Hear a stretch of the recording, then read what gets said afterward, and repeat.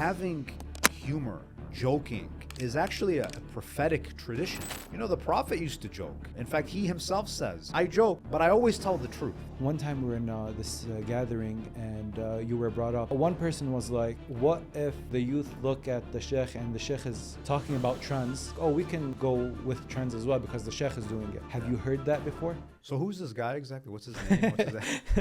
Am I gonna make mistakes? Listen, I'm human. Isma belongs to certain people, and I'm not one of them. Being a strong Muslim is better than being a weak Muslim. Is the Prophet speaking about physical strength, financial strength? It seems that when you look at the hadith, strength and weakness are referring to. You know what surprised me over the past few years? The overwhelming majority of sisters in our community are perfectly happy playing a traditional role. And I think a lot of them were duped. And I think that's one of the downfalls of feminism. Where do you see the future of Islam in the West? If you have the right people, Islam can flourish in the darkest of places. You can look at your society and be like, it's so corrupt here, I need to get out. Or you can look at it as an opportunity. Our tradition has something that can pull these people out of darkness. They'll do airstrikes on Beirut. Is my family gone? And at the same time, I have a meeting with a client in 30 minutes and they're gonna come in and walk in like there's nothing happening. I don't know how to navigate that. You know, I'll say this.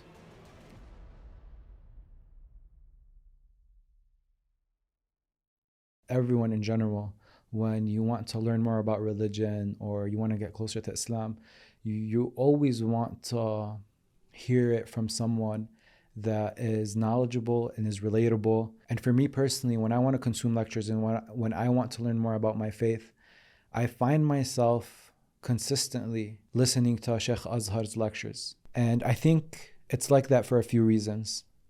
He's very relatable. He speaks in very simple terms. He is very knowledgeable. And I just connect with Islam in a very different way when he is teaching it. You're going to see it through this conversation. We kind of learn about why Shaykh Azhar speaks in the way he speaks, his upbringing, his childhood. And we talk about what it means to be strong Muslims versus weak Muslims. And we also talk about the guilt that we feel when we see our people going through very difficult times. And when we go through problems, how do we push through that through an Islamic lens? Because I think that's a very important caveat to that. I hope you guys enjoy this episode as much as I enjoyed this conversation. If you're new to the channel, this podcast is called Not From Here. I would love and appreciate you subscribing, liking this video, commenting your thoughts. Thank you for taking the time out of your day to give this a listen. And with that being said, let's get the show started. Welcome aboard Middle East Airlines. والمتوجهة إلى طيران الشرق الأوسط يرحب مدينة القدس العربية. Shaykh Azhar, thank you for coming. Thank you so much for having me. Walaikum salam. Shaykh Azhar, I like to always start this off with self-introduction. And I can introduce you, but I think a nicer way for this conversation to start is for you to introduce yourself in the way you see yourself. Yeah. So when you look in the mirror, who was Azhar to Azhar? Yeah. So I was born in Dearborn. I was actually born at Oakwood Hospital. That's where all the OGs were born. So, you know, I'm a third generation Shia Muslim, Iraqi, born and raised in Dearborn. My childhood was here. I pursued my college education here. A lot of my family, my relatives are here. So, you know, this community played a huge role in shaping the person that I am today.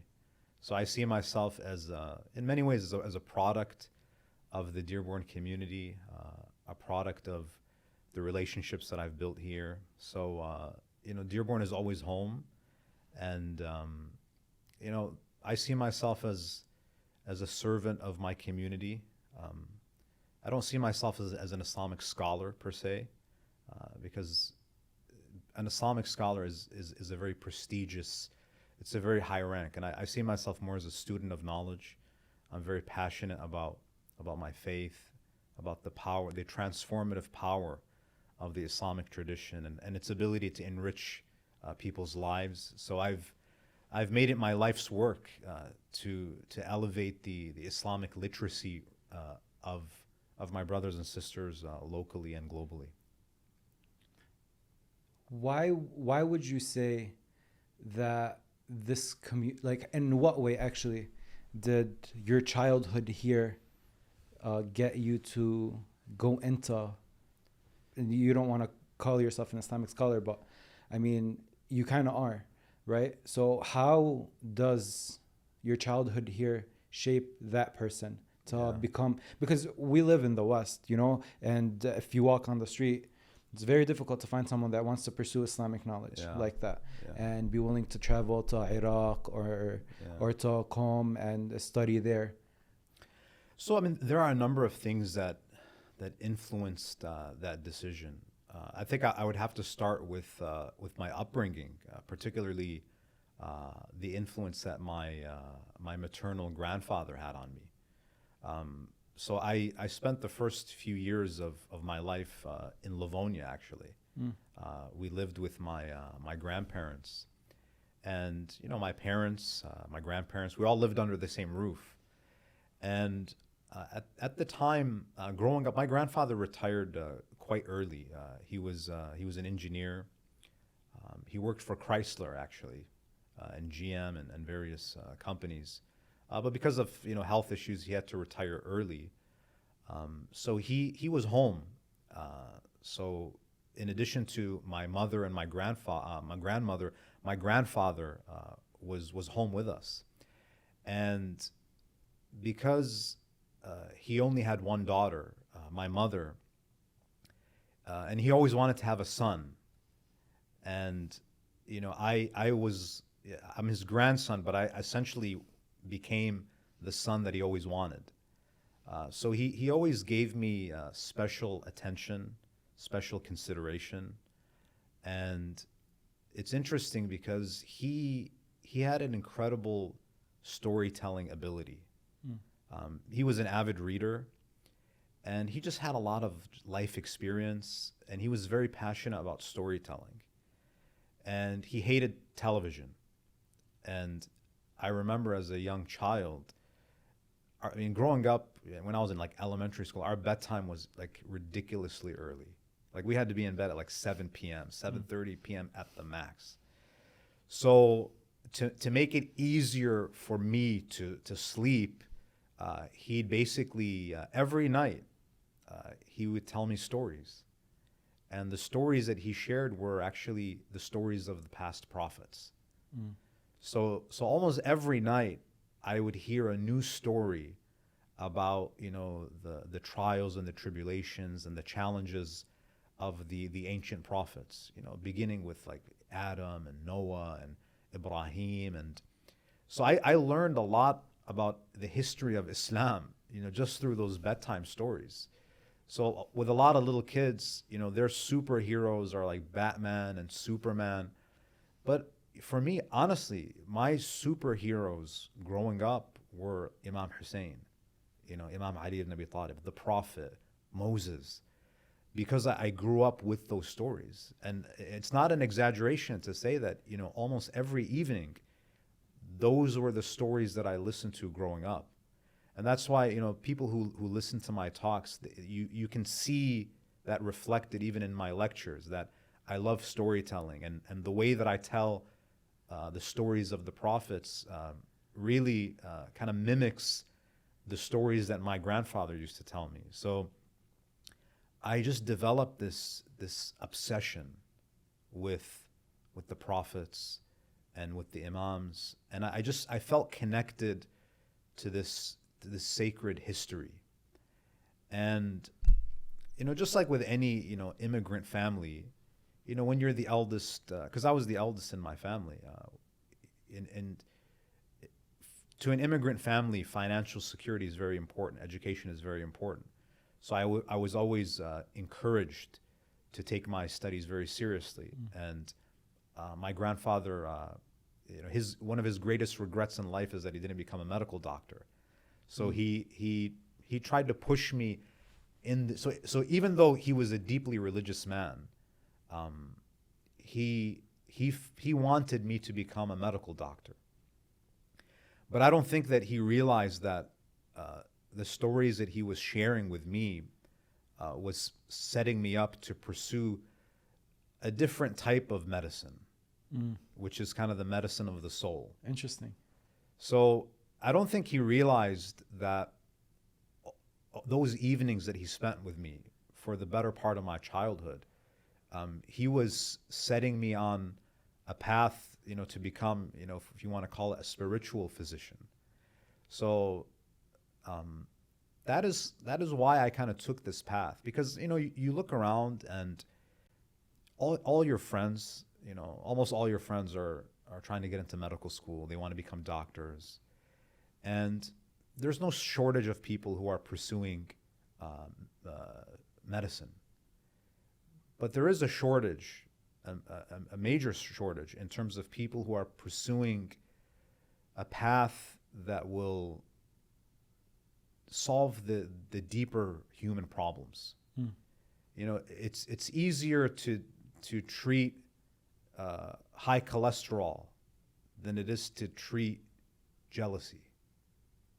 So I wanted to pursue a different path and really fix the deeper problems in human beings. And I think spiritual problems are a lot more difficult to detect. They're a lot more difficult to treat. So the reason why I made that the final decision to take kind of the unconventional path, for some reason growing up, I would think a lot about death, not in a morbid way, but I would always think about, if I was an old man on my deathbed, would I regret it if I was a physician? Like I almost envision myself as an 80, 90-year-old man on my deathbed. At what age do you envision this? In maybe 12, 13. Interesting. Okay. Yeah. So I would think about that. And so I'd kind of have these two scenarios where I'm on my deathbed as an 80, 90-year-old who is a retired physician, and I take myself to that moment and I ask, would I ask myself the what if question? What if I was a scholar? As an 80, 90-year-old physician, I felt that it was very, very possible for me to think back at my life and say that I wish I took a different path. But when I envision myself as an 80, 90-year-old scholar on his deathbed, I felt at peace with that. That's so weird at 12, 13, thinking about your deathbed. Like maybe in my 20s, maybe I thought about, okay, what if I'm on my deathbed, what would I want people to remember me by? Or how would I like to be remembered in this world? Yeah. But 12, 13 is very odd for those thoughts. When I was in middle school, I can't remember what grade it was exactly. Maybe it was 6th grade. I was at Woodworth. It's not too far from here. And I remember when I was at Woodworth, there was a young man. He must have been in 7th grade, and he was on the football team. And during one of the games, he was tackled, and he sustained a head injury. And at the time, he didn't really think much of it. He thought it was just a concussion. But he ended up dying. I think maybe it was in his sleep. The point is, he ended up dying as a 7th grader. Oof. So for the first time in my life, death was this thing that didn't discriminate. It takes the young and it takes the old. So I realized how mortal I was at a very, very young age. So, between that experience and just being an Iraqi and just, hearing the stories of relatives and friends who are, put to death during the era of the Ba'athist regime, I was always kind of surrounded with these stories of people losing their lives. So death wasn't abstract to me; it was very real. And sometimes we don't like to present these bitter realities to young people, but for me, I think it was very important for me to understand that inevitable reality. And I think that it really kind of guided me to make good choices in my life. From what you said, there's two very important things. The second thing you said about death, and maybe letting the younger generation understand that death is very real and then it can come at any second.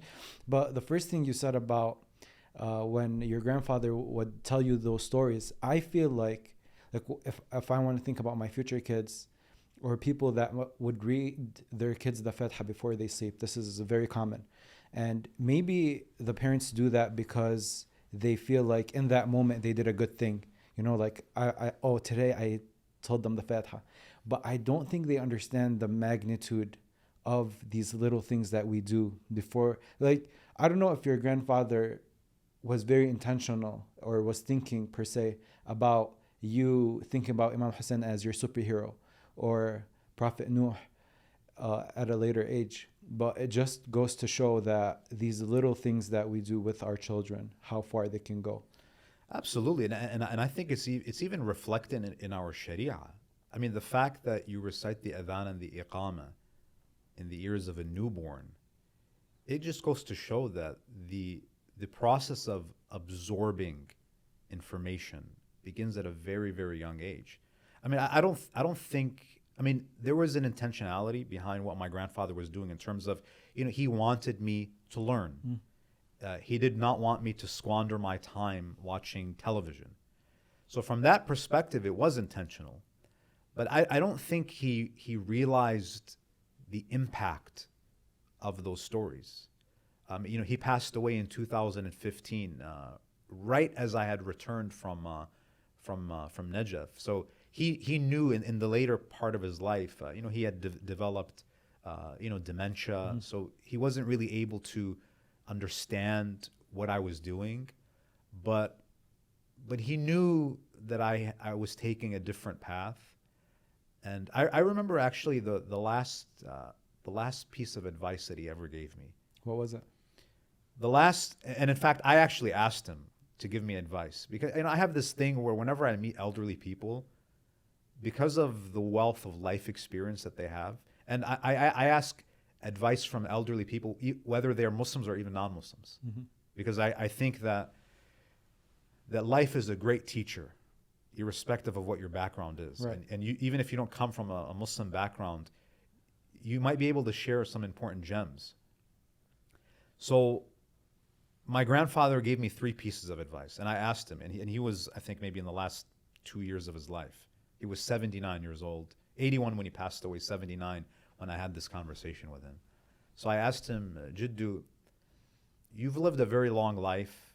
You've traveled a lot. You've experienced so much in your life.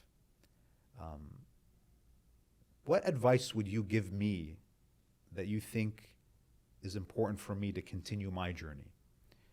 So the first thing that he said to me, he said, always pray on time. This was the first piece of advice. Wow. When you pray on time. And what I understood from that is that if you pray on time, Allah puts barakah in your time. Right?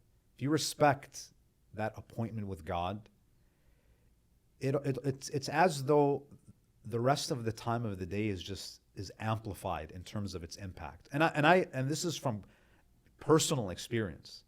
Whenever I am diligent and when I'm punctual with my salah, I feel that I can accomplish a lot more during that day. I really feel like Allah just sprinkles barakah on your time when you're punctual with your prayers. So that was his first advice. So he didn't tell me to pray. The assumption is salah this is a non-negotiable. I'm not going to tell you to pray. The assumption is you're doing your salah, but just be careful about the timing, right? Because the Lord who prescribed prayers also prescribed the timings of prayers. So there's a wisdom even in the time. So that was his first advice. His second advice was always remember Imam al-Hussein. Okay. Always remember Imam al-Hussein. Remember the sacrifices that were made for you to have the privilege of guidance. The fact that you live in America and you have the Quran and you know what's halal and haram and you have that moral guidance, that did not come to you arbitrarily. There was a lot of holy blood that was sacrificed for you to receive that. So, so as the saying goes, we stand on the shoulders of giants. So appreciate the sacrifices. And when you don't live up to Islamic values, you're betraying the struggles of your predecessors. So that really shook me. Those are heavy words. Those are very, very heavy words. And it's even heavier when it's coming from someone who's at the last phase of his life. Right. And then the third piece of advice was don't hurt people. Whatever you do in life, do not oppress people. Don't oppress them with your hands, and most importantly, don't oppress them with your words. Be very careful with the way that you treat people. الناس عيال الله. Look at humanity as God's family. Don't mess with God's family, right? So, and he, when you meet people in life, I've met a lot of religious people, a lot of people who pray, a lot of people who fast, but it's very rare to meet someone who just never backbites. I don't remember my grandfather ever backbiting. I don't remember him ever lying. So he had those really noble qualities. And his greatest fear in life was to hurt someone. Because, we always speak about the dua of the mazloom. Our tradition teaches us that don't think oppressed people are helpless, because they have something that is more powerful than anything in this world, and that is a dua, right? The dua of a mazloom reaches God faster than anything in this world. So those three pieces of advice, I carry them with me, and I intend to pass it on to my children and my grandchildren, and I think it really kind of summarizes the most fundamental principles. Although they're very simple when It's you very, say very them. simple, but it's Yeah. very deep, and that's the thing. Sometimes we complicate things, and we Yeah. need to kind of go back to the basics. And there is beauty in the simplicity of these kind of pieces of advice. Do you remember your grandfather often in your day to day? I do. I remember him a lot. In fact, I remember him every day after Salah, because because of that advice, I associate him with Salah. I remember growing up when I was a little kid, before I was even baligh. It used to bother me early in the morning because he would pray quite loudly, and my room was right next to his room, and I would hear him reciting Salat al-Fajr, and then he would recite Quran. So I lost a lot of sleep growing up, because especially when Fajr was early. But as you kind of grow up and you understand the beauty of that, he devoted a lot of time to his own spiritual development. For a lot of people, they're happy if they pray Salat al-Fajr right before the sun rises. Like, that's an achievement. Like, forget about praying Salat al-Fajr on time. If I can pray it not qadha, that is an achievement. With him, he was punctual even with Salat al-Fajr, and he had a habit of reciting the Quran for 30 minutes every morning after Fajr. It was like a routine. So he'd make his coffee, he'd pray, after his Salah the coffee would be done, and he would drink coffee as he read a few pages of the Quran. And he used to do something that was beautiful. He had a notebook. So he wasn't a passive reciter of the Quran. He had a notebook, and every morning he would extract one verse from his morning reading that really resonated with him, and he would write it in his journal. And we have stacks of these journals. Still, So he documented his interaction with the Quran over decades. what we call nowadays Quranic journaling. Yeah. So he was doing that before it even had like a name. So, and I remember this because he would write these Quranic verses, and then he would memorize that verse. And then over lunch and dinner, whether we would be with him at the park, in the car, he would just talk about that verse the whole day. And he would share with us like what it meant and, what do you think about it? So every day there would be like a verse of the day. Yeah. And that was how he lived. So I grew up in that environment, and I understand I'm very privileged that I grew up with that type of role model. Of course, no one is perfect. We all have our shortcomings, but he had some amazing habits. This idea of that's what I called an atomic habit. It's very simple, but it's very, very impactful. So I kind of grew up with, hearing kind of these verses, and, sometimes I wouldn't be able to memorize them. Yeah. Sometimes, when you're a kid, sometimes you don't really pay attention, but there are some verses that he would bring up. And I remember some of those conversations, and it was incredible to listen to. That is a privilege in a way to be in that kind of environment. Allah yarhamu. Allah yarhamah. Allah yarham jami' al-mu'minin. Yes, inshallah. You go to Hawza, and you start becoming this figure that I felt it was new. We didn't have, like, our traditional image of an Islamic scholar was someone that was very serious. He would give the lectures, and especially the lectures that were in Arabic. They were complicated. The wording in Arabic is a little difficult for people to understand. And then you come along, and then you have this humorous attitude, but still delivering Islamic messages. Yeah. And just based off of numbers, people were very attracted to that. People started following Shaykh Azhar. What's he going to tweet today? Yeah. Is it going to be one of the funny tweets where he complains about people's smell in airports? Or is he's going to tell us that we have to pray on time? And I just wonder if that is something that you had in the back of your mind, that I wanted to bring this fun approach to religion to make it more relatable, or was it just that kind of your personality and it just translated to your Islamic journey? So people who grow up with me, they know that it's just my personality. I find humor in things. I laugh about things, and I think humor helps us cope with the monotony of everyday life, the difficulties. So I've always been like that. If you ask my family, my friends, I've always been that person.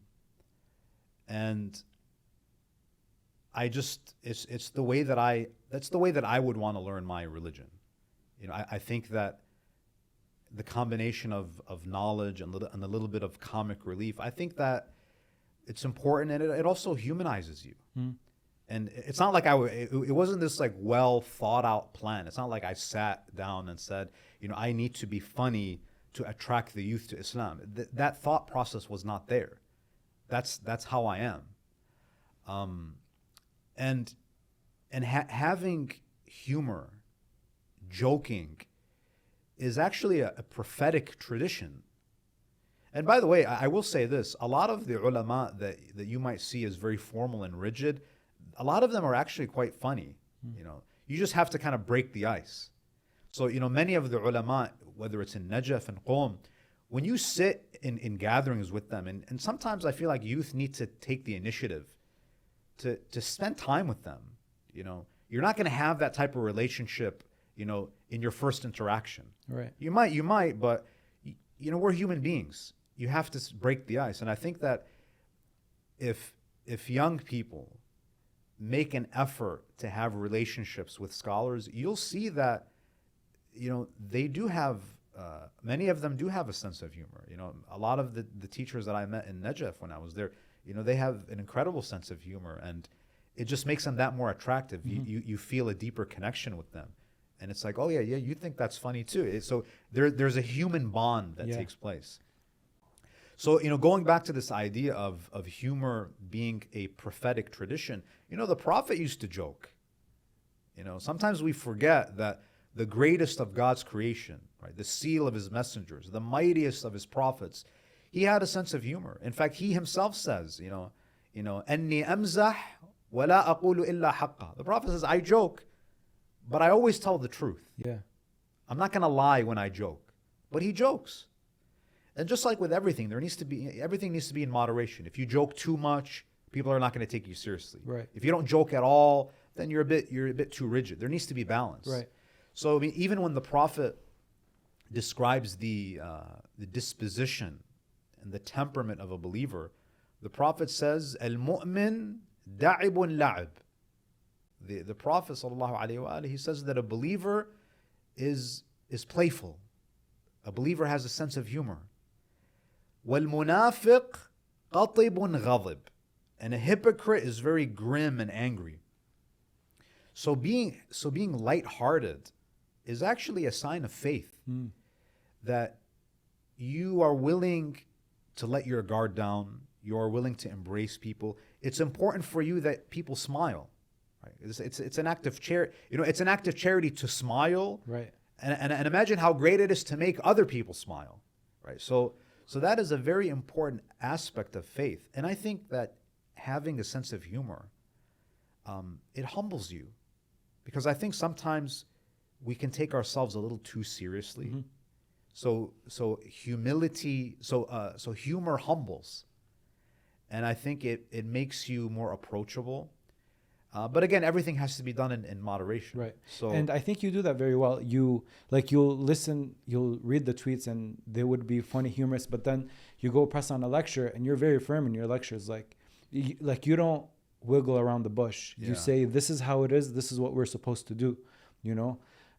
So I feel like you are the type that is humorous and in the right spots. But when it comes to teaching about Islam, you're very firm. You know, it's funny because when I go to communities who only know me through social media, a lot of them are a bit surprised by how I hate to use the word conservative, but I'll just use that word for now. I think a lot of them are surprised by how strict I am especially about interactions with the opposite gender. You know, so for example, sometimes what happens is that you'll be at a place, whether it's ziyarah or a masjid, and people want to take selfies with you, and I don't have any doubt that all of this is coming from a good place. Of course. And it's just a sign of brotherly and sisterly love. Right. But I have a very strict policy, and that is that I don't do selfies with sisters, not because I think that there are any ill intentions. I feel that it's important to set boundaries, right? Especially when you're in my position, because that formality between the opposite genders is really, really important to maintain. It's for my protection, and it's also for the protection of my sisters.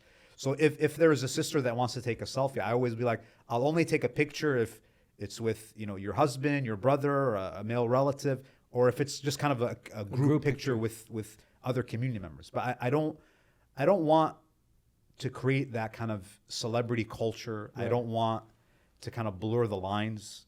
I think that is very important. And I think it does surprise people. But I think we have a duty to not create that type of culture where lines can be crossed. And we want to kind of maintain a culture of modesty that would make the Prophet proud. Right. and that is what I try to kind of promote. You know, so my personal perspective on it is we found this gap that wasn't there before. You had a lot of conversations that were happening about how do we bring in the youth to Islam? They won't budge. They're not interested. And then this humorous way of explaining things comes to play, and then now they're attracted. Now, one time we were in this gathering, and you were brought up, and most of the people that were sitting enjoyed the idea of the humor, but one person was like, Shaykh Azhar's way of explaining things might show, like, for example, if you make a celebrity reference, you had a tweet about like Will Smith slapping Chris Rock or something. They're like, I can't even remember half of my tweets. So Yeah. that sounds like something I would comment on. Yeah. So he was like, what if like the youth look at the Shaykh and the Shaykh is like talking about trends? So that would kind of give the young person like, oh, we can go with trends as well because the Shaykh is doing it, or the Shaykh talks about this. So maybe we can like watch these movies, and then let's say someone watches a Will Smith movie and it wasn't a good movie, but like the Shaykh knows Will Smith, so I can probably do this. And that was kind of like the critique to that way. Have you heard that before? So who's this guy exactly? What's his name? What's his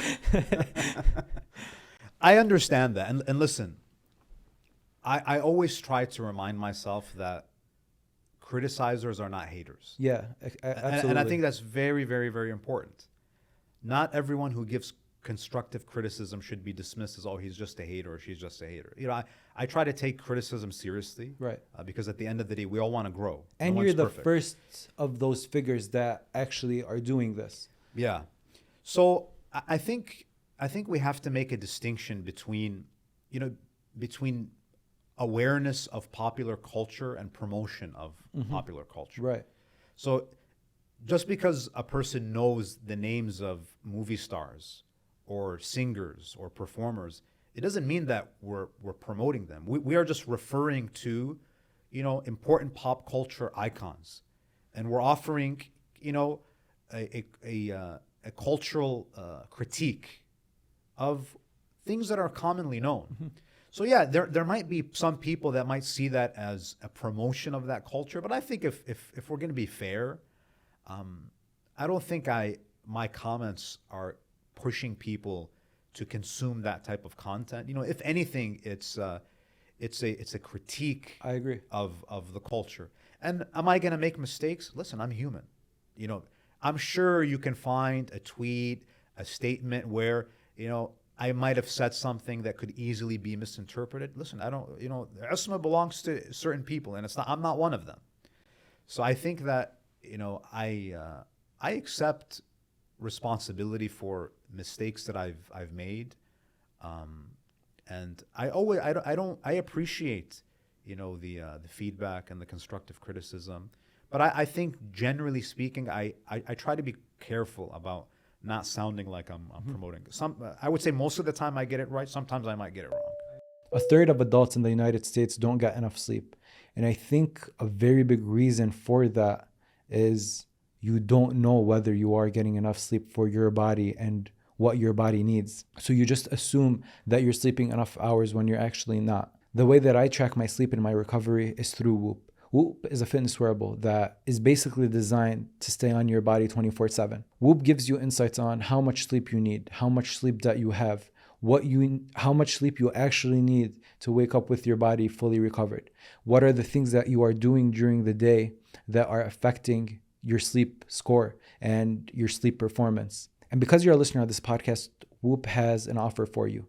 If you go to join.whoop.com/notfromhere, you get to try out Whoop for 1 month for free. Again, that's join.whoop.com/notfromhere, or just click the link in the description below. And now back to the episode. I agree with you. You were I was just saying, you were the first of these figures where it's you're a sheikh that got really famous, and now you see this trend of people wanting to become a scholar or wanting to learn about Islam because they're into this culture of I want to go and I want to be a speaker. I want to be on Instagram and preach and do all this stuff. And I never was really attentive to it.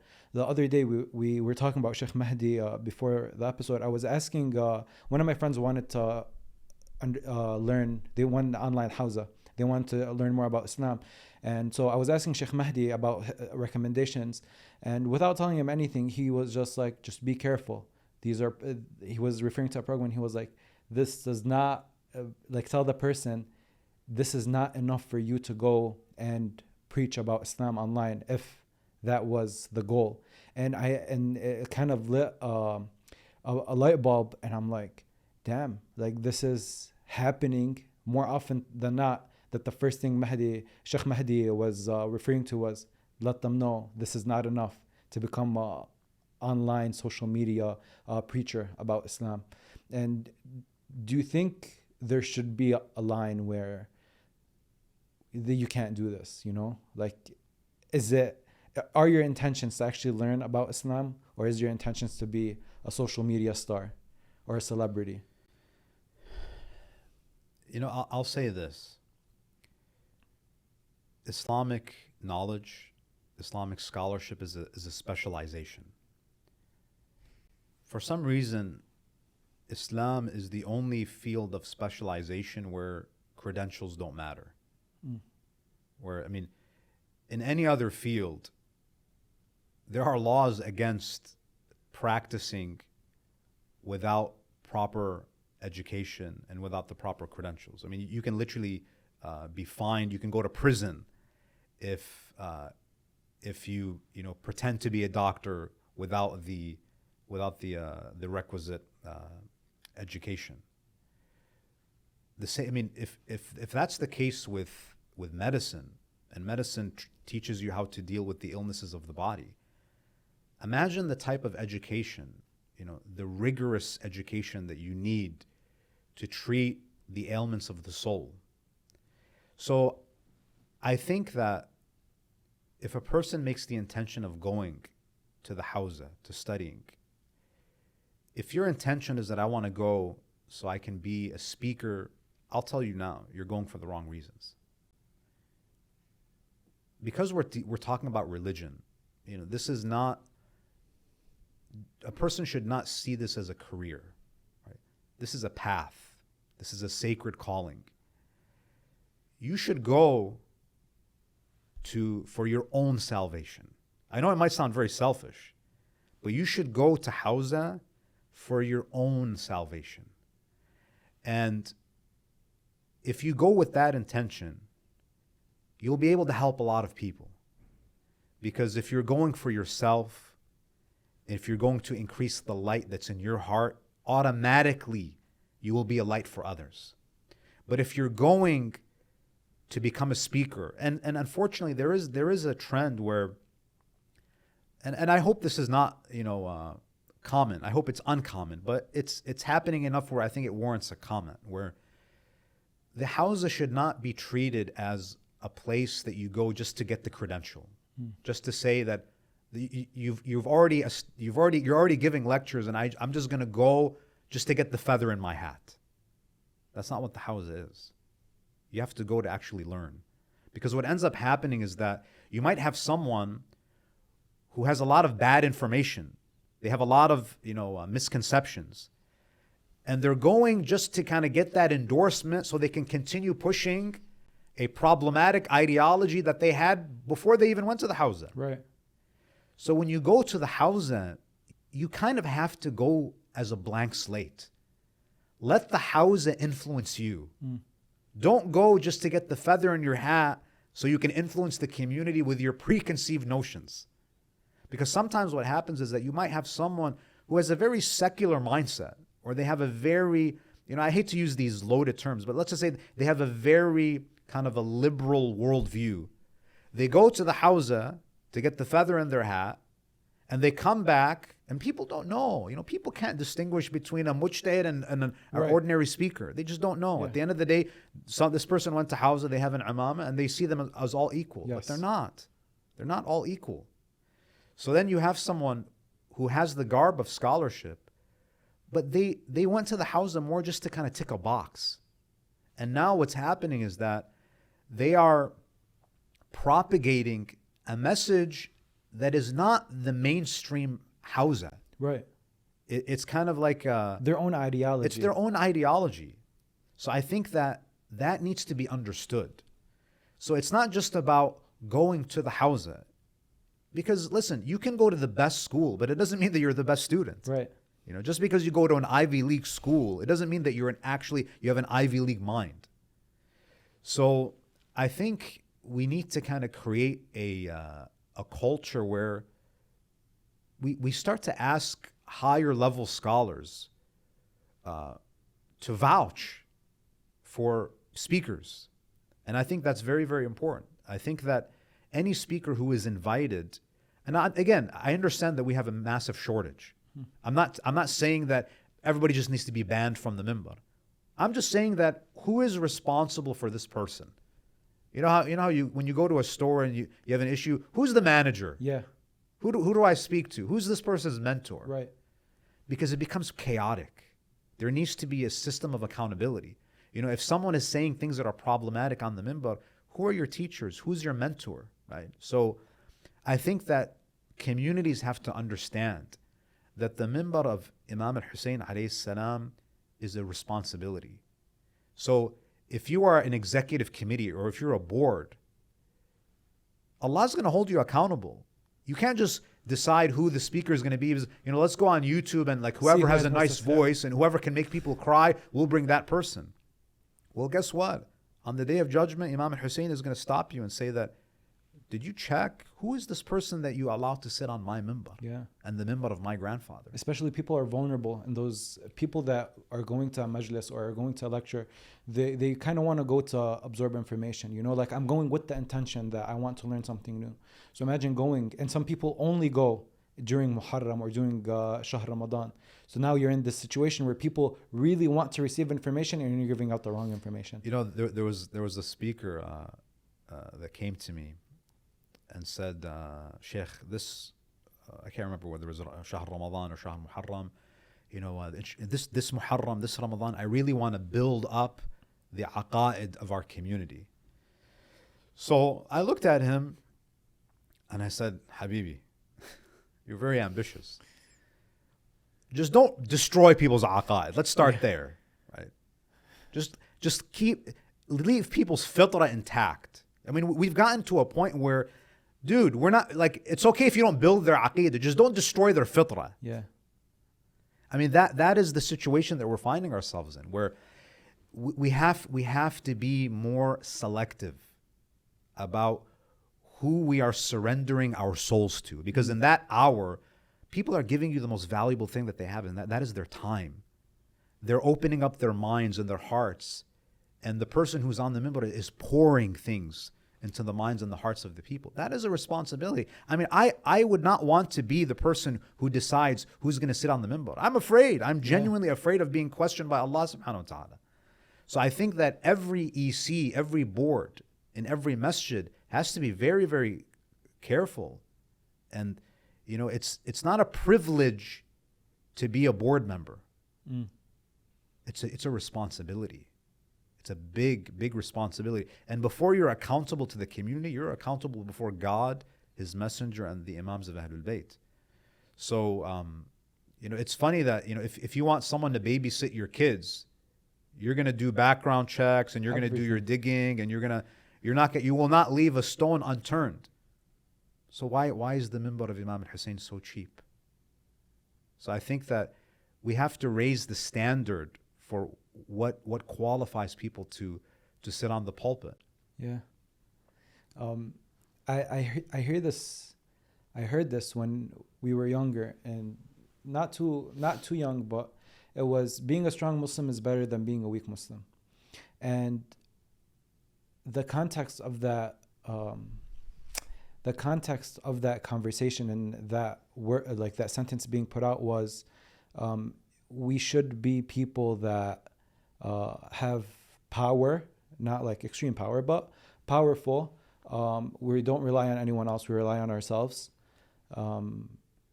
Successful. And that's how I translated being a strong Muslim. But what is actually a strong Muslim? And is that hadith true? Okay, so this hadith is attributed to the Prophet ﷺ, and you'll find versions of this hadith in the Shia hadith corpus as well as the Sunni hadith corpus. It's a very well-known hadith. And the hadith goes as follows. المؤمن القوي خير وأحب إلى الله من المؤمن الضعيف. The Prophet says that a strong believer is better and more beloved to God than a weak believer. Now, what is the meaning of this hadith? Is the Prophet speaking about physical strength, financial strength? It seems that when you look at the hadith, strength and weakness are referring to faith. A strong believer, meaning a believer who has strong iman, is greater and more beloved to Allah than a believer who has weak iman. And one of the most important aspects, and there are some ahadith that convey this message, one of the most important aspects of iman is amr bil ma'ruf and nahy anil munkar. To have the moral courage to enjoin what is good and forbid what is evil. And then there's an ending to the hadith that is very rarely mentioned. وَكُلٌّ فِيهِ خَيْرٌ. And both have goodness in them. Meaning that a believer who has strong faith is better than a believer who has weak faith. But even the believer that has weak faith still has faith. Yeah. And that weak believer is better than someone who doesn't have any faith. And that is very, very important. Okay. So for example, many of us, we have this kind of all or nothing mindset where if someone is not fully practicing Islam, then we kind of just dismiss them. Oh, they're not religious, they're not mu'min. But here, the Prophet is kind of presenting like a spectrum. People fall into the spectrum. You have people who have exceptional faith, strong faith, they're the best. A sister who wears the hijab and prays and has good akhlaq, she is going to be better than a sister who has good akhlaq, prays, but doesn't wear hijab. But here the Prophet is saying that they're both good. Yeah. The sister who doesn't wear hijab and prays and has good akhlaq is better than the sister who doesn't pray, doesn't have good akhlaq, and doesn't wear hijab. So we have to recognize even the little bit of faith that exists in people. Okay. So the Prophet is saying that the best are those who have the strongest iman. And those people who have strong iman, they're better than those who have weak. But the person who has weak, don't dismiss them as being valueless. وَكُلٌّ فِيهِ خَيْرٌ. They all have goodness in them. So when we speak about physical strength, financial strength, these things, wealth and physical strength, these are not things that are inherently good. They're not inherently good. They're neutral. Because a lot of wealth can also be used to cause a lot of damage. Physical strength is the same. Physical strength is not inherently good because people sometimes use their physical strength to abuse their wives and their children and others. So just like with wealth, you can use it for good and you can use it for evil. Physical strength is the same. But faith is inherently good. All of these other things, money, physical strength, these are neutral blessings. They can be blessings if you use them appropriately, and they can be, liabilities. But faith is inherently good. The more you have of it, the better. I don't know. That makes a lot of sense, especially when you said that faith it's inherently good. If you have more faith, you can't be a worse person. It doesn't go together. But the context, every time that that hadith was used, was we should be in positions where we're strong in society. We're not the ones that are being fed, or we're not the ones that have our hands reached out for money. We are the people that are giving the money. We are the people that have the power to influence decisions and all these things. never was it brought up in the way that you just explained See, it. the thing is, power is also one of those things where it's not inherently a good thing. Right. So yes, we want to be in a position of power, but what's the point of power if you don't have faith? Right. If your iman is not strong? Because what's going to end up happening is that, very similar to the history of Bani Israel. They were subjugated by Fir'aun, and then the moment when Allah gives them power, they end up replicating the tyrannical model of Fir'aun. I mean, look at what's happening in Gaza today. The people who have a history of being oppressed, the people who are, now many of them, who are in the government, they've become the oppressors themselves. Right. So strength. So when the Prophet says al-mu'minul qawi, he's not just talking about financial and political strength. Those things only have value if they are occupied by people who are strong in iman. Right. Otherwise, the oppressors are just going to be replaced by a different group. Right. So there's a prerequisite to having that power, to having that wealth, to having that physical strength, is having good iman, being a strong believer first. Absolutely, right. Where do you see the future of Islam in the West? Because it's kind of a toss-up now, because we look back home and we kind of imagine that that's the future of Islam is there. If we want to be good Muslims, we have to be there. If we want kids in these countries, it's going to be very difficult for them to be Muslim in the true essence of Islam. But do you see it the same way? Or do you feel like there is a future for Islam in these countries in the West? Our theology teaches us that Islam is the future. And I think sometimes we forget that we have Quranic prophecies. We have ahadith that speak in very clear terms that وَالْعَاقِبَةُ لِلْمُتَّقِينَ هُوَ الَّذِي أَرْسَلَ رَسُولَهُ بِالْهُدَى وَدِينِ الْحَقِّ لِيُظْهِرَهُ عَلَى الدِّينِ كُلِّهِ وَلَوْ كَرِهَ الْمُشْرِكُونَ. There are verses in the Quran that speak about the eventual prevailing of Islam over all other systems and religions. We know that is coming. Now, I think that it's really going to depend, because the West is a very big place, right? You might have certain parts of the West where there are environments that are conducive to our spiritual growth, and there might be certain regions where it is too corrupt, and we don't have the resources to shield ourselves and our communities from the negative influences. I believe, when you look at the ahadith, the fact that Kufa will be the capital of Imam al-Hujjah's global government, that indicates to me that there's going to be a shift in the balance of power. Right? The global north, right, I think will diminish in power over time, and the global south will become a rising power. And I see, if you look at the political climate today, I think that it is very possible, it's very plausible that that power is going to shift from the Western world to the Eastern world. With that said, I still believe that no matter where you are in the world, because of the power of Islam's message, and because I think that people have an innate craving for justice and human dignity, I think Islam can flourish anywhere. If you have the right people, Islam, where did Islam flourish? Islam flourished in a society where they were worshiping idols and burying female infants. If you have the right people, Islam can flourish in the darkest of places. So, you can look at your society and be like, it's so corrupt here, I need to get out. Or you can look at it as an opportunity. This society is so corrupt, our tradition has something that can pull these people out of darkness. Right. So I think the mindset that you have is very important.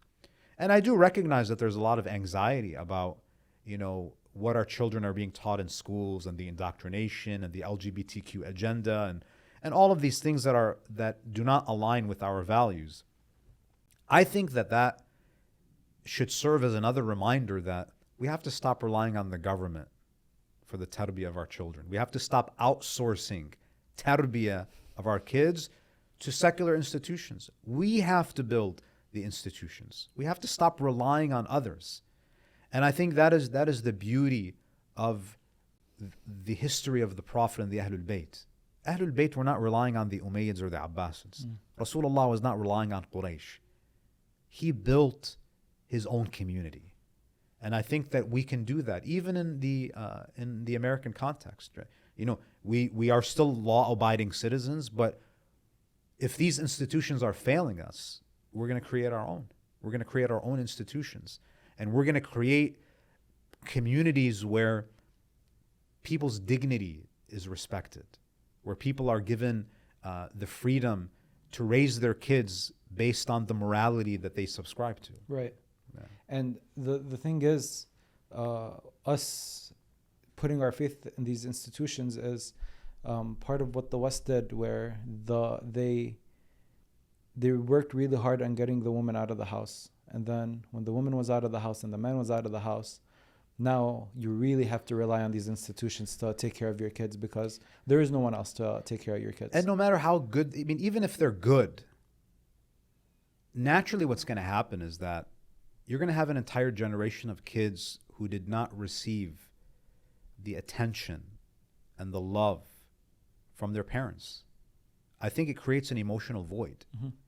Children need their parents, and especially their mothers during those early years.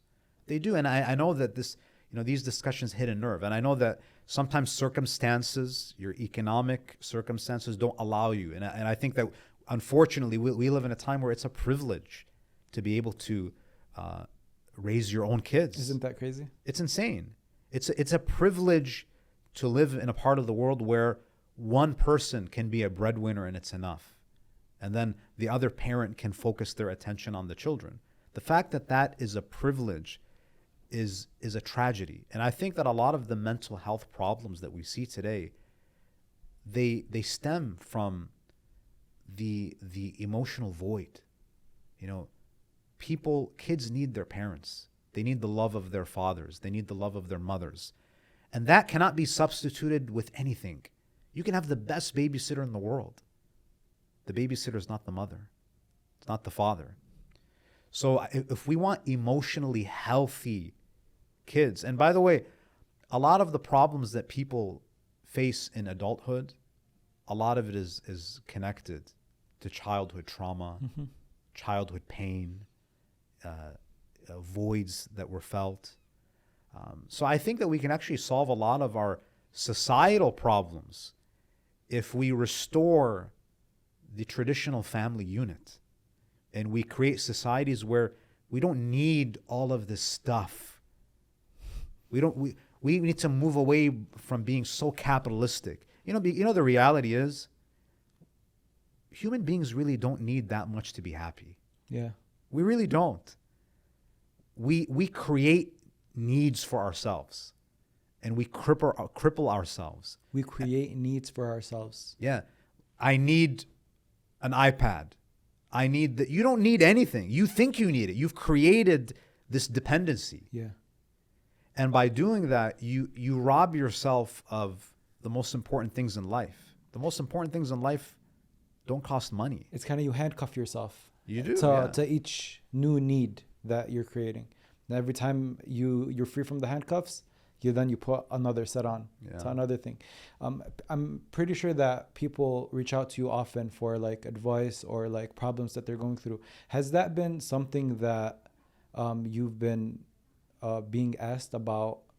Sometimes the women don't really want to leave the house, but they're put in this position where it's almost like society pressure that you can't be at home. You got to leave and figure out what you have to do with your kids. You know what surprised me over the past few years?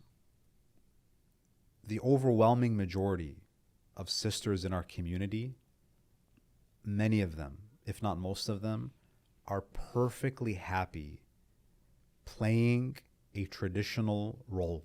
The majority. Yeah, the majority. I mean, again, this is anecdotal. Yeah. But I do travel a lot and I meet a lot of people. Unfortunately, it's the loud majority who is basically kind of controlling the narrative that, women want to pursue the top careers and they want to climb the corporate ladder and they want to be, equal to men. I don't think that they do. I think that a lot of women want to be taken care of. Yes. They want to spend time at home with their children. They don't want to grind and struggle to earn a livelihood. They don't want it, and I think a lot of them were duped. And I think that's one of the downfalls of feminism, is that it has robbed a generation of women. It's robbed them of the beauty of motherhood, the beauty of enjoying the comforts that Islam had afforded you. And by comforts mean the right to be maintained. Yeah. That why are you, feminism placed in many ways, and again, I know this is a very complicated discussion. There are different forms, strands of feminism, but if just to simplify our discussion, that I feel like in many ways feminism, this secular liberal, it's placed a burden on women that many of them just did not want to bear. Right? Women don't want to be compared to men. They're different. We're complementary. It's not a competition. Right. One gender is not better than the other. Right. Allah subhanahu wa ta'ala created us differently. We're good at different things. And I think that when we understand the complementary nature of men and women, I think that we'll have a more harmonious family. We'll have more harmonious societies. But I get this all the time. I've met a lot of sisters who are career driven, delayed marriage, and just focused on their careers. And guess what happens? Almost all of them wish that they would have taken a different path. Really? Yeah, a lot of them says, I want to be married. That's fitra. That's I want to have children. Yeah. There is no career in the world. You can go to the best Ivy League schools. You can be the CEO of the best company in the world.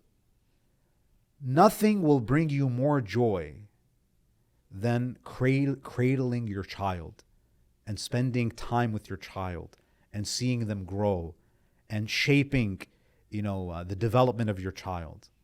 Nothing compares. And I don't think that sentence right there is controversial at all. I think that's for 100%. In the past it used to be, but I think the boomer generation, I think the millennial generation, I think they've realized that we made a mistake by making the primary identity marker of a person their career.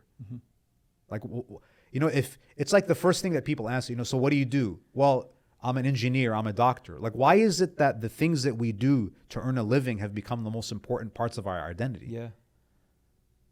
So I think that there is, even if you look at the U.S., there is a movement to go back to those traditional There's values. a tide shift, yeah. There's been a tide So, shift. and I think, and that's just another example of Islam had it right all along. Yeah. But because we're seeking salvation and prosperity in all of the other isms, that we fail to realize that Shi'ism, Islam, it had it right from the beginning. Absolutely.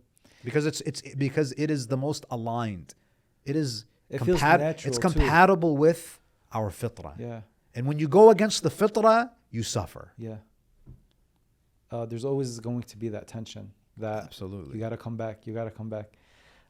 There's this thing, it's more than a thing, but the events that are going, that are happening worldwide, I'll tell you about my personal struggles, and I'm sure that would resonate with a lot of people. We're living in these times where it's getting harder and harder to just be ourselves and live lives like we usually do. Like they'll do airstrikes on Beirut, and I know that that's where my father and my family are right now. I have to think about that. Is my family gone? And then at the same time, I have a meeting with a client in 30 minutes, and they're going to come in and walk in like there is nothing happening. Let's say an American client. And I think that translates to a lot of people. And we almost don't know what to do anymore. Like even the simple act of ordering food becomes the thing that I used to do every day because my family isn't here. Now becomes, how am I actually going on this app or calling in for a nice meal where my family or people in Gaza don't have this privilege? And then it becomes like you aren't living, you're not going through your daily life like you usually do, and at the same time you still feel helpless because you can't help them physically. So I don't know how to navigate that. Yeah. I think we all feel that way. And you're right. There's almost a feeling of guilt that I get to go on with my day and I get to enjoy the blessings that are at my disposal while my flesh and my blood, my brothers and sisters, even if they're not related to you, they're related to you through the bond of faith or through the bond of humanity. So I understand that, and I feel that too. But I also think that instead of looking at that and saying that, okay, that's negative, that's apathy, that's indifference, I think about what happened after Karbala. The family of the Prophet ﷺ, after the 61st year after the Hijrah, you don't think that members of Ahlul Bayt got married? They got married, they ate, they provided for their families. Not because they were apathetic, not because they've gotten over it. To me, it's a testament to their resilience. Right? We are not going to allow our enemies to strip us of our lives. We're not going to allow our enemies to cripple us. So continuing with our lives, going to that meeting, going to work, providing for your family, ensuring that your son, your daughter, they get married. Yeah, you don't need to throw a lavish celebration, but getting married is a part of our deen. It's a part of our religion. To me, I think that's resilience. That we are a resilient community. That while I'm going through my day, when I'm eating, I make dua for those who don't have a meal. While I'm earning that money, I'm setting aside money for my brothers and sisters. But life has to go on. Not because we're heartless, but because we're resilient. And I think this is what the Prophet taught us. That we are not going to allow our enemies, we're not going to allow the enemies of humanity to strip us of our ability to live, and we're not going to allow them to take away our agency.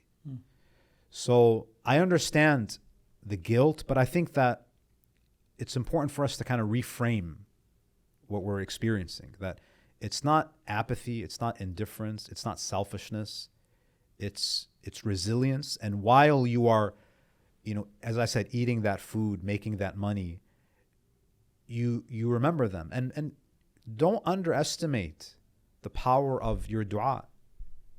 Your dua is not just evaporating into the air.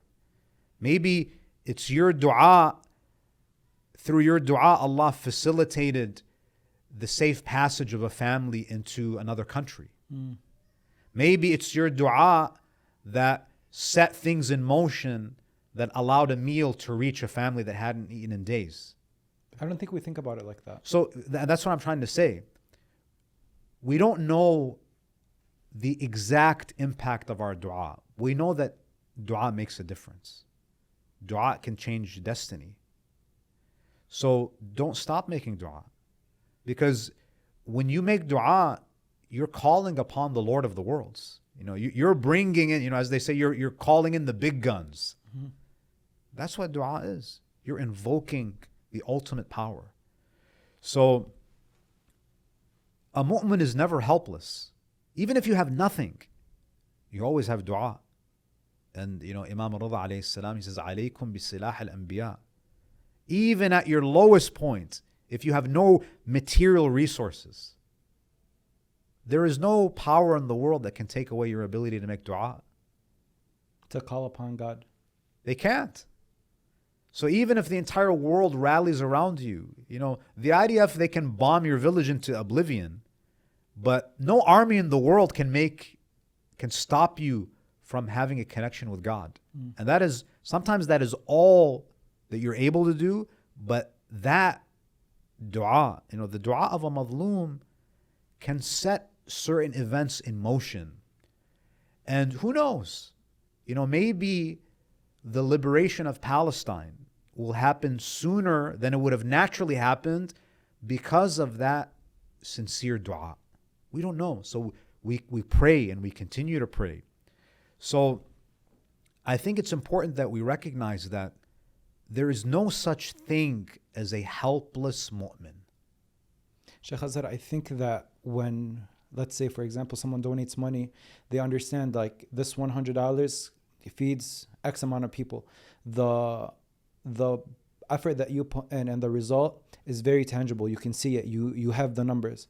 I don't think we understand what our dua is doing because we're whispering into the ground, and you stand up, and then the whole world is still the same in your eyes. Because it's related to the world of the unseen. What's if you look at Surah Al-Baqarah, Alif Lam Mim ذلك الكتاب لا ريب فيه هدى للمتقين. What's the first description of muttaqin?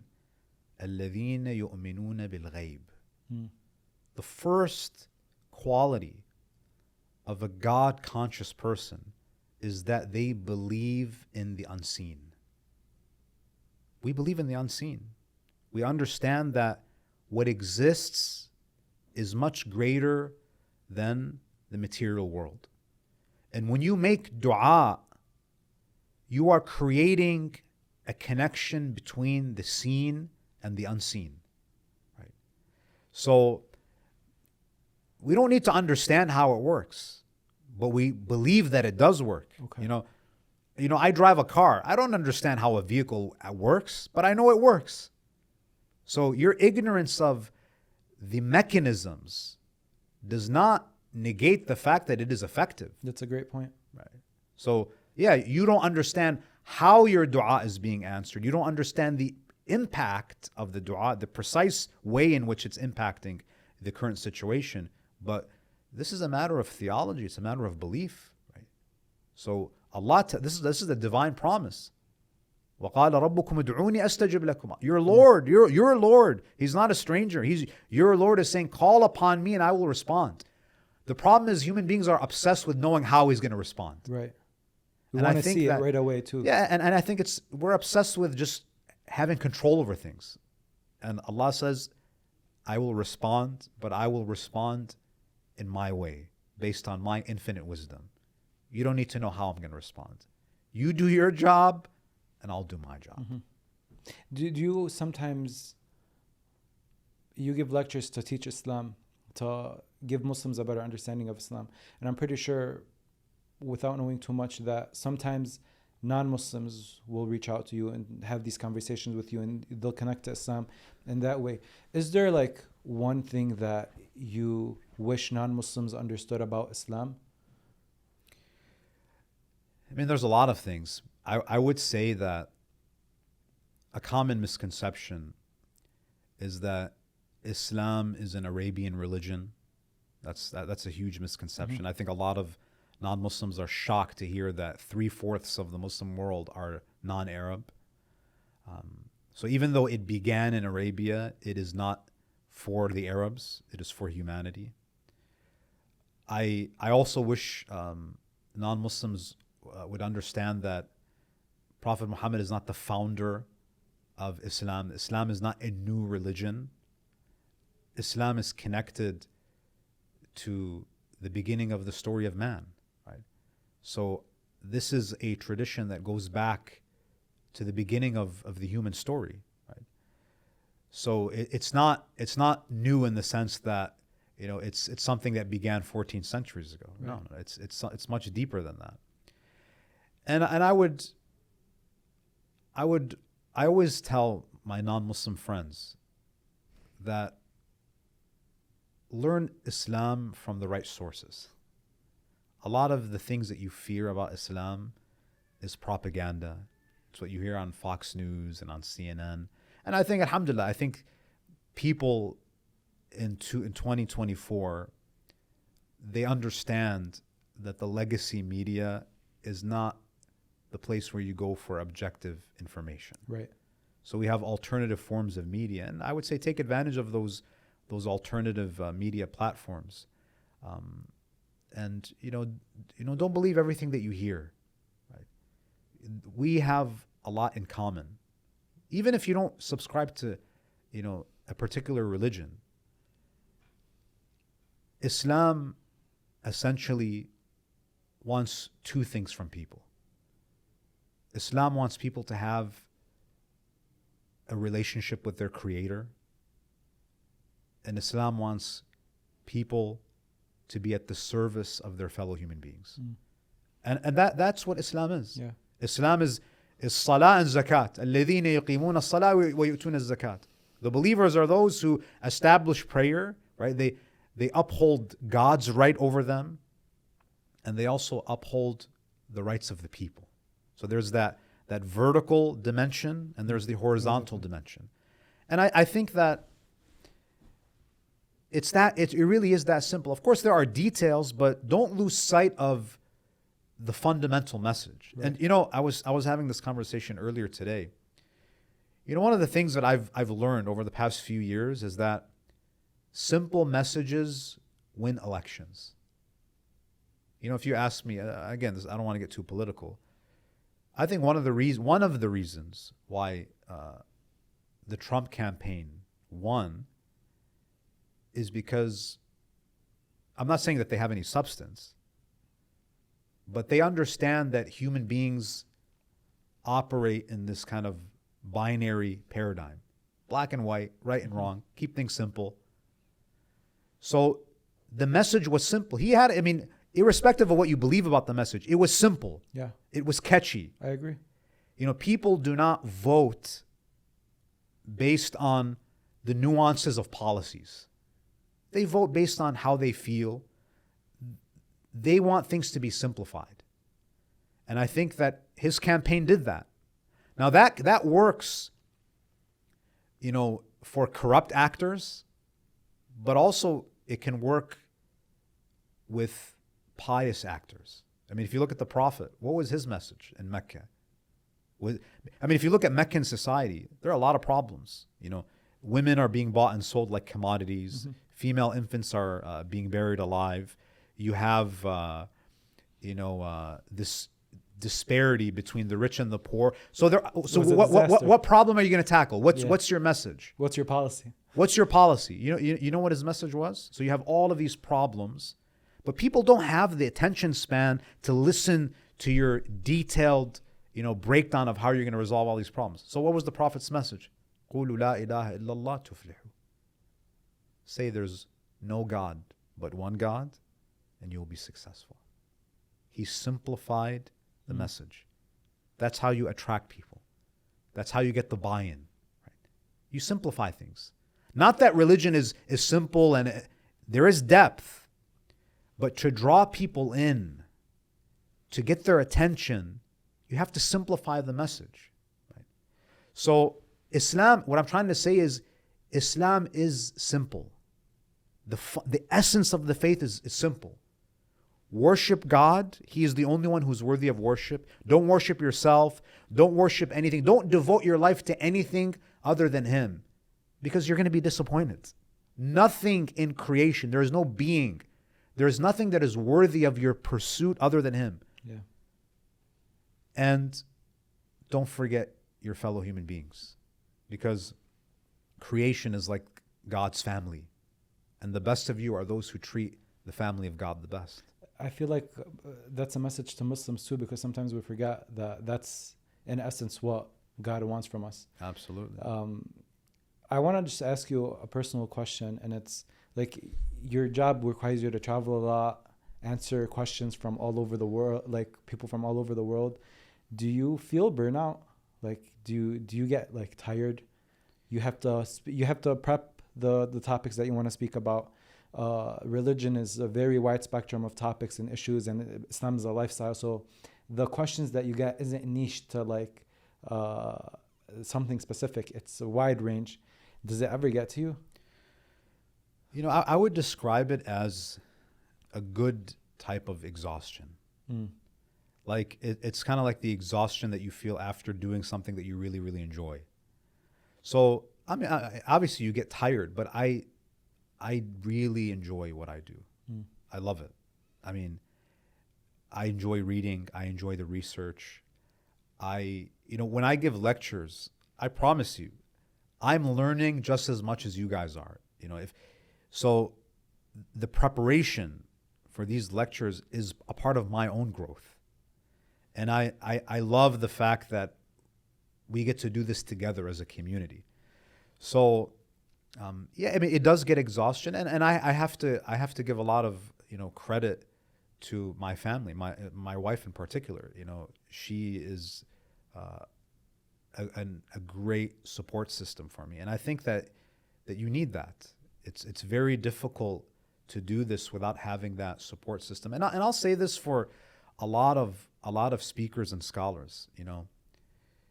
Oftentimes you see the scholar on the pulpit, but you don't see the wife who's home alone with the kids. You don't see the toll that it takes on the families of scholars. So whenever I give a majlis, I try to do things with intention. And I always ask Allah subhanahu wa ta'ala that if I am worthy of any reward, and of course anything that Allah gives us from His mercy, not because we're deserving, but my hope is that half of the reward, if not more, is given to my wife and Your support system. My support system. And this is something that I learned from Allama Tabatabai. He spent 20 years writing Tafsir al-Mizan, whose title is on Tafsir al-Mizan. Allama's his name is on the book. Right. But he says that if it wasn't for the support of my wife, she's the one who used to leave me to myself. She created the environment where I was able to devote many hours a day to writing Tafsir al-Mizan. This woman has been with me for decades. Allama is saying that anything that I write, anything that I produce, because she's my partner in life, anything that I produce, half of the credit goes to her. So whenever you see a scholar, I think that there needs to be this appreciation that scholar most likely did not get there on their own. They have that support system.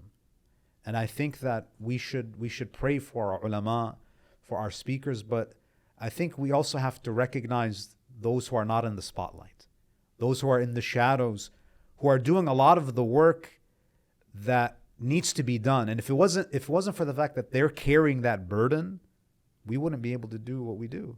Yeah, I don't think we get that, and I think that should become a standard for everyone that's looking for a spouse. To let that be the standard. Will you be with someone that is going to allow you to be your best self, or hold you back? And I think it goes for both. I mean, you want your wife to support you in the things that you're passionate about, and I think that also has to be reciprocated. Right? I mean, you also have to do the same for your wife, because you are two human beings that have dreams, that have aspirations, and I think it's a beautiful thing to kind of offer that mutual support.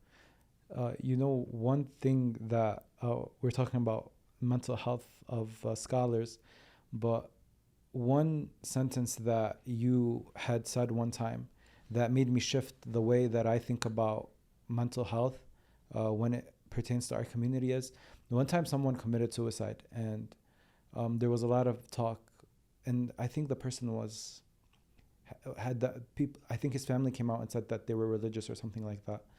But then people were saying, oh no, they're going to hell. And then other people were like, no, they're mu'min, they're going to heaven. And then you said, rather than debating whether this person's going to hell or heaven, let's just make sure this doesn't happen again. And I think it was like an aha moment for me, to where, these discussions really don't matter, because that decision is up to God, whatever He wants to do with them.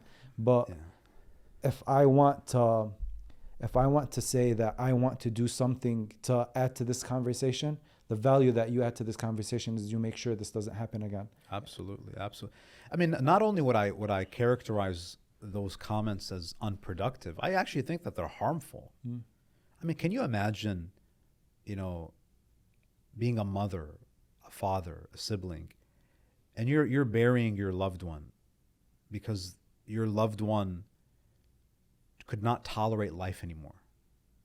That they felt that type of despair. That they felt that there was no way out.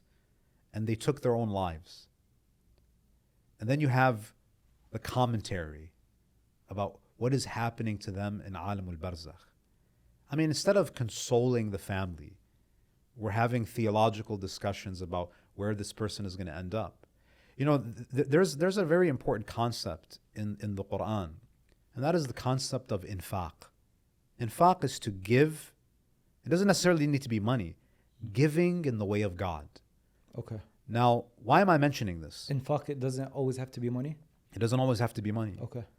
But infaq in the Islamic tradition has a very specific meaning. It's not just giving money or giving time in the way of God, because it comes from the root word, which means a hole, to fill a hole. Infaq is to give for the sake of God in a way that fills a gap in society. Okay. So for example, if I donate something that is not really useful, even though I mean, it's something that I have, and you know I want to build this structure that doesn't really have utility, and I donated tens of thousands of dollars to build this structure,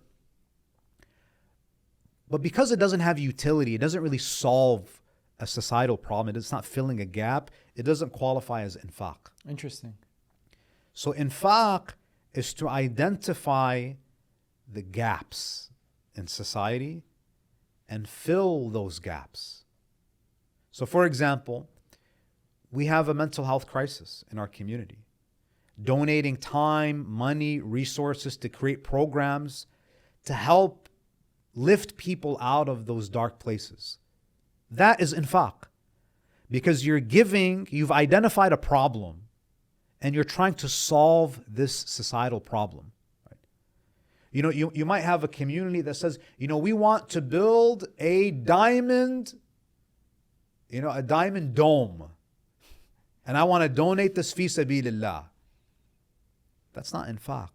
Yeah, you might have good intentions, but infaq is when you're actually filling a gap. You're filling a hole in society. You're not resolving anything. And it doesn't have to be money. It can be. It doesn't have to be money. Effort. Anything. You know, giving of what God has given you. Okay.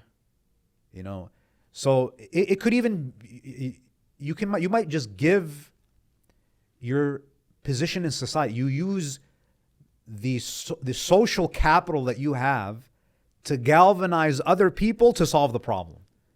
You gave your status. You gave, you know, that position, your wajahat, you know, as they say. What's your favorite thing to speak on Mambar? Like as personally, as Shaykh Azhar, like what do you enjoy prepping for to speak about? That's a very good question. So there's a lot of drama when it comes to the social topics, especially. I mean, I remember in 2022, I gave a lecture titled "How Secular Feminism Harms Women," and let's just say that there are a lot of fireworks.